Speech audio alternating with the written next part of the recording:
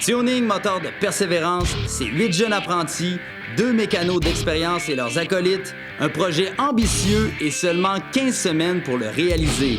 L'objectif ultime, transformer une carcasse d'auto en une réplique de la voiture de course du pilote Sam Posé. Mesdames et messieurs, démarrez vos engins, car Tuning moteur de persévérance commence à l'instant.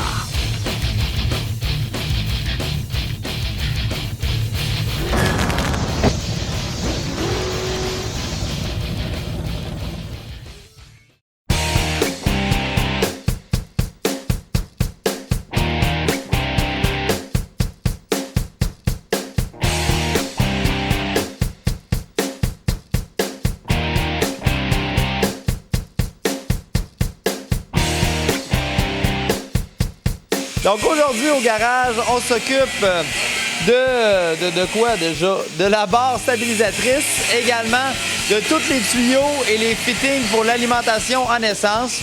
On fait ça et bien d'autres choses. Et en plus, on est supposé avoir de la grande visite tout à l'heure. Donc à suivre, Tuning, c'est parti!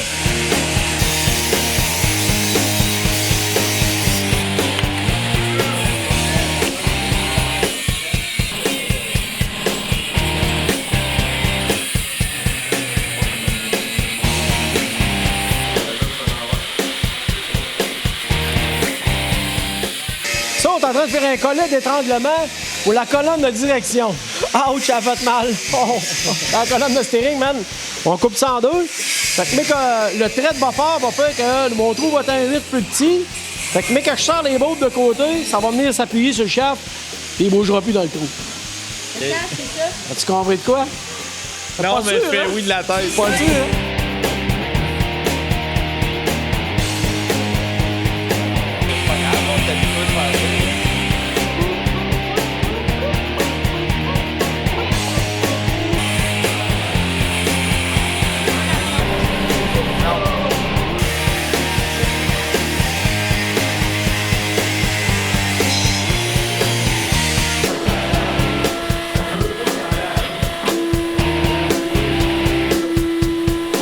Comme ça pour aller alimenter l'engin. C'est des tuyaux à gaz. OK. Mais là, c'est la tuyauterie d'essence qu'on va renlever là, pour la peinture. Oui, évidemment. Puis, c'est tous des fittings réutilisables. Il y en a beaucoup trop, mais le vrai était fait comme ça. Fait que, on voulait avoir le plus les fittings exacts comme le véhicule. À cause encore là des deux systèmes de pompe. Il y en a probablement rien qu'un qui va servir. Mais on reproduit le plus fidèlement possible. Fait qu'Emmanuel nous a envoyé les fittings qu'on voulait avoir. Tu sais ce que je t'ai dit tantôt, hein? Mais... Qu'est-ce qu'il faut pas t'oublier, là? Faut pas que je fasse le graphing dessus.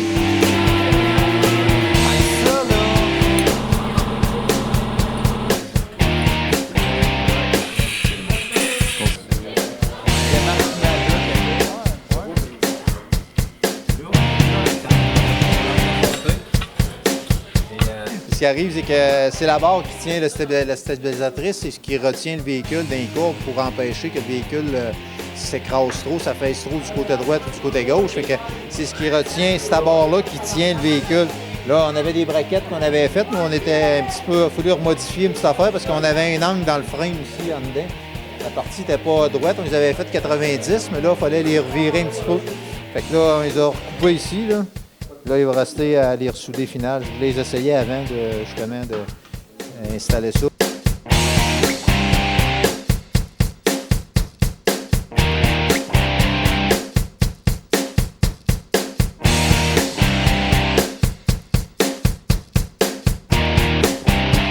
Eh bien oui, on a de la grande visite au garage. Le propriétaire de la voiture, Emmanuel Moreira, est venu faire un tour avec un de ses amis dont ils sont partis directement de Montréal ce matin pour venir voir les activités, venir voir sa voiture, dans le fond, ce qui se passe au garage.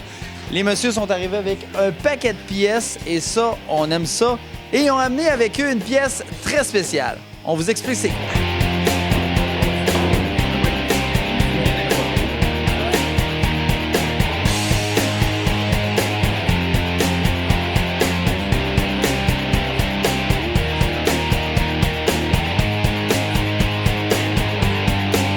Emmanuel, bonjour, comment allez-vous? Salut Maxime, ça va très bien et toi? Oui, super bien, merci. Première des choses, votre impression, là, vous avez vu les capsules, vous m'en avez parlé. impression dans le garage d'avoir les jeunes travailler sur votre voiture? Écoute, c'est rafraîchissant au bout. C'est le fun de voir que les jeunes veulent s'impliquer dans des projets de ce style-là. C'est le fun de voir aussi que les muscle cars sont pas morts, que même des jeunes de 13, 14, 15 ans peuvent s'impliquer et avoir du plaisir à faire ce genre de choses-là. Mais ce qui m'a surtout impressionné ici, c'est un bel esprit d'équipe. On voit que tout le monde travaille ensemble et puis on pousse tous dans la même direction. C'est vraiment le fun à voir.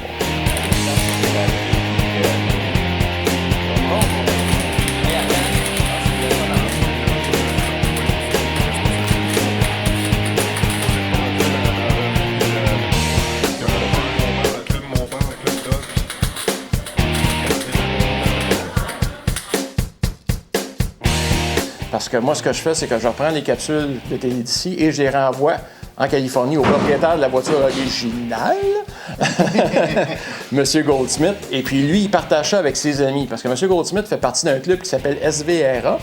Et c'est le club où toutes les voitures qui ont coursé dans les années 60 et 70 en même temps que le Challenger font partie. Ces voitures-là continuent à courser encore aujourd'hui. Fait que lui, il partage ça avec tous ses chums à l'autre bout. Fait qu'il y a du monde en Californie qui vous voit travailler sur la voiture à toutes les semaines quand la capsule la sort. Fait que félicitations aussi de la part de tous ces gens-là. Bel job!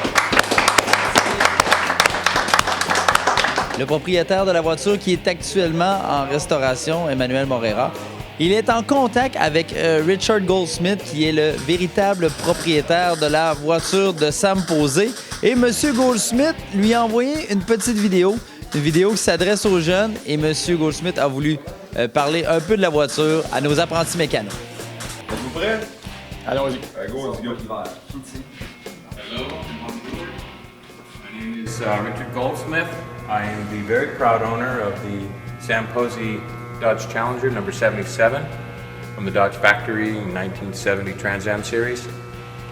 I have owned this car for about 4 years. I started racing, vintage racing in 1995. I started racing Trans Am in 2011 in a Camaro, and then I was lucky enough to be able to buy the Challenger that I'm now very proud owner of.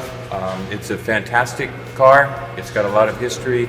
I've had the honor of meeting Sam Posey and letting Sam's son John race the car, and it has just been an awesome experience to be involved. I am very proud that you have chosen my car, or actually this car, to choose to build at your school. It's been very fun watching the videos, and the work you're doing on the car is fantastic. I look forward to seeing the original car, your finished car, sometime in the future, maybe when I'm racing in Watkins Glen. I would love to see all the students down there. Watching young kids learn, as you have, about cars and about the history of cars is a great honor for all of us. And Historic Trans Am is very proud to be involved in your project, and I look forward to many, many years of involvement in years to come. I wish you all the best. Thank you very much. Alors, M. Goldsmith nous a envoyé le spoiler original qui a servi à une des courses de la série Trans Am avec la voiture numéro 77. Il dit, écoute, Emmanuel, il n'est pas neuf, mais c'est un vrai. Il est parfait de même. Alors, on va le laisser comme ça, fait que je vous défends de le restaurer. Mais oui, c'est ça, c'est la palette de spoiler en avant. Alors, on va le poser une fois que la voiture va être terminée en avant et on pourra le mettre à l'exposition sur la voiture comme étant une pièce originale qui est sur la voiture que vous avez restaurée. La pieuvre, on a toute qu'une belle surprise. On a reçu la pièce. Écoute, cette pièce-là a déjà été sur le circuit. Là. Ça a déjà coursé puis ça a beaucoup d'histoire. Ouais, c'est ça. M. Goldsmith, depuis le début du projet de Tuning, nous avait dit, les gars, je vais vous envoyer quelque chose qui a appartenu à l'auto pour la mettre sur la réplique. Puis comme ça va donner un petit boost. Puis, mais comme Emmanuel le dit, comme tout le monde le dit, on pensait jamais qu'elle allait nous envoyer une affaire de même. Ça n'a pas de bon sens. C'est spectaculaire de voir que ça a couru en 1970 sur la vraie voiture. Ça donne toute une autre tournure à notre projet. Ça nous motive d'autant plus parce que c'est vraiment spécial d'avoir ça dans les mains, je te dis. Moi, j'ai la chair de poule rien qu'à le tenir. C'est la preuve que M. Goldsmith croit en votre projet. Oui. Depuis le début qu'il est avec nous autres, il nous a fait des vidéos, comme je disais l'autre jour. Regarde, il a embarqué dans le projet. Même ses chums de la série, suivent toutes, là, suivent toutes les capsules, puis ils regardent ça. C'est le fun. Ça a pris des belles tournures. C'est bien capoté de savoir qu'on est regardé en Californie présentement. C'est pété. Ouais. Et ce qu'on a décidé de faire, pour remercier évidemment les jeunes de leur effort, c'est de les amener à notre piste où on fait les expériences, qui est Sanaire à Saint-Hyacinthe, et de leur faire vivre une expérience comme passagers. Alors, à tour de rôle, on va leur faire des tours à l'intérieur de la voiture sur un circuit routier, attachés avec le soute, le casque, tout le kit, comme c'était vraiment dans les années 60. Et par la suite, on va faire une simulation de course avec les jeunes à l'intérieur. Donc, on va vraiment leur faire vivre l'expérience au complet. Étant donné qu'ils n'ont pas de permis de conduire, évidemment, ils vont pas se contenter du rôle de passager, mais éventuellement, qui sait, peut-être qu'ils reviendront nous voir puis essayer la voiture quand ils auront l'âge de conduire.